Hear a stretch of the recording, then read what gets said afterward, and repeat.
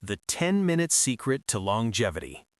What if I told you that just 10 minutes a day, less time than it takes to brew a pot of coffee or read the morning headlines, could actually add years to your life?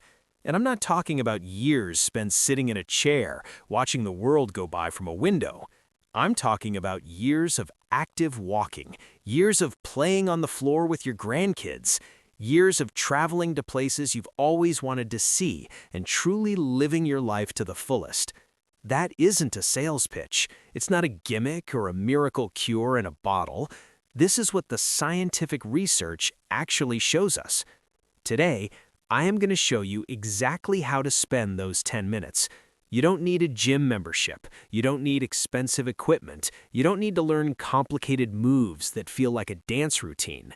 You just need 3 simple exercises that you can perform right in your living room, in your pajamas, before your morning coffee even gets cold.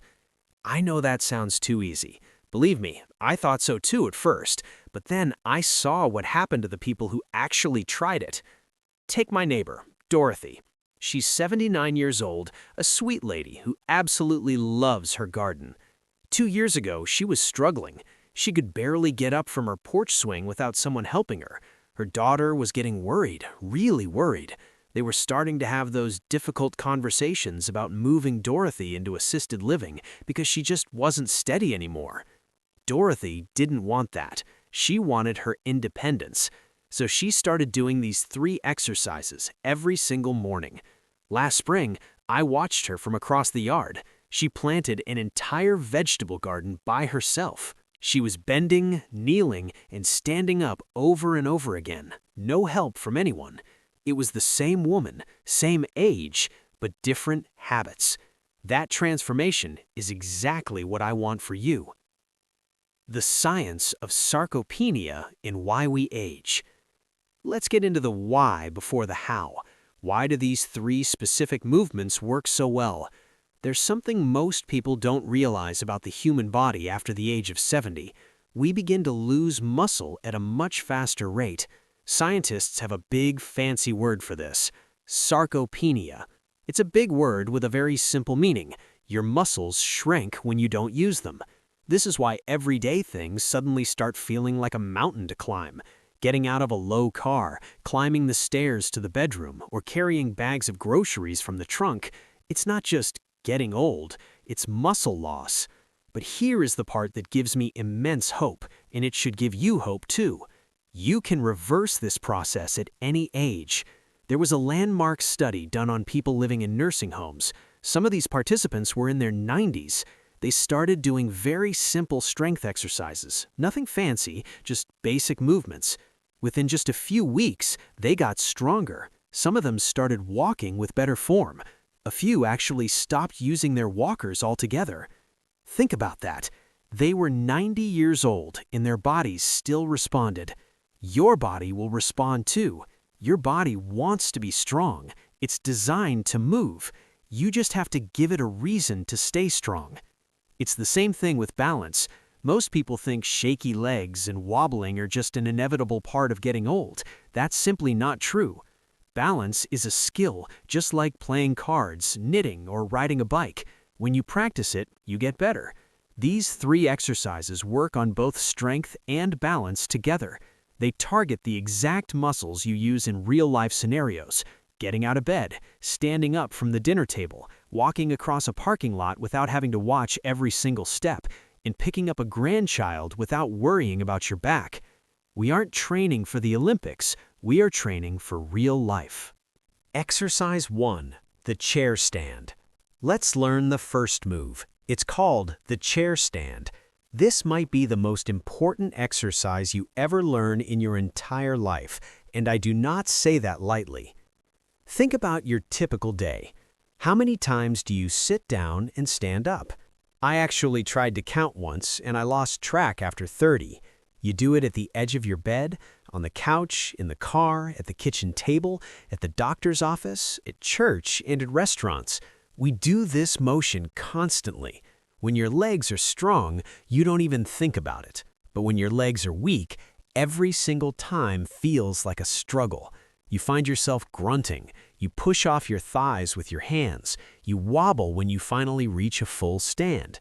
This exercise fixes that. Here's how you do it. Find a sturdy chair, not your soft, sinking recliner, not a folding chair that might slide out from under you. Use a solid kitchen chair that won't move. Sit near the front edge. Do not lean back against the rest. Keep your feet flat on the floor, about hip-width apart. The key move: cross your arms over your chest. This feels strange at first, but it is vital because it forces your legs to do 100% of the work. The stand: lean forward slightly, push through your heels, and stand all the way up until you are tall and straight. The sit: then sit back down slowly. Do not just drop or plop into the seat. Control the movement all the way down. That is 1 repetition. Start with whatever you can do. Maybe it's 5, maybe it's 3, maybe it's only 1. It doesn't matter where you start, it only matters that you start. If you cannot stand up without using your hands right now, do not be discouraged. That is completely okay. Use your hands at first. Then, as you get stronger, try using just your fingertips. Then try using just 1 hand. Eventually, you'll do it with no hands at all. Slow and steady wins this race. I know a man named Robert, 77 years old. When he started, he needed both hands pushing on his thighs to get up. After 4 months of practice, he now stands up with his arms crossed like it's nothing. He does 15 in a row. He told me it changed his life because he finally feels like himself again. Exercise 2, the wall push-up. Now, I know what you might be thinking. Push-ups? Those are for kids in high school or people at the gym. But hear me out.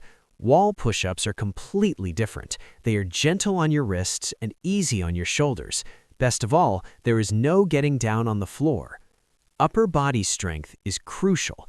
Think about pushing open a heavy door at the grocery store, carrying a laundry basket, lifting a heavy pot off the stove, or pushing a shopping cart. Perhaps most importantly, upper body strength gives you the ability to get yourself up if you ever fall down. Falls happen, even to the most careful people. Having the strength to push yourself back up can be the difference between a scary moment and a real emergency. Here's the form. The setup: stand facing a wall about 2 feet away. Hand placement: place your hands flat on the wall at shoulder height, slightly wider than your shoulders. Fingers should point toward the ceiling. The movement: lean your whole body toward the wall by bending your elbows. The broomstick rule: keep your body straight like a board. Don't let your hips sag and don't stick your bottom out. Imagine someone taped a broomstick to your back. The finish: lean in until your nose almost touches the wall, then push yourself back until your arms are straight. Remember to breathe. Many people hold their breath during exertion. Breathe in as you lean toward the wall, and breathe out as you push away. Start with 5 and work up to 10 or 15. To make it harder, simply move your feet further back from the wall. If you have wrist problems, make fists and push against the wall with your knuckles instead. This keeps the wrist joints straight and relieves pressure. Exercise 3, the single leg stand. Our third exercise is the single leg stand, and this is the one that targets your balance. Balance might be the most important thing of all as we age. Falls are the #1 cause of injury for people over 65. We're talking about broken hips, head injuries, and fractures. These aren't just painful, they can change the entire trajectory of your life. I had an uncle who fell in his bathroom simply stepping out of the shower. He broke his hip, had surgery, and spent months in recovery. He was never quite the same.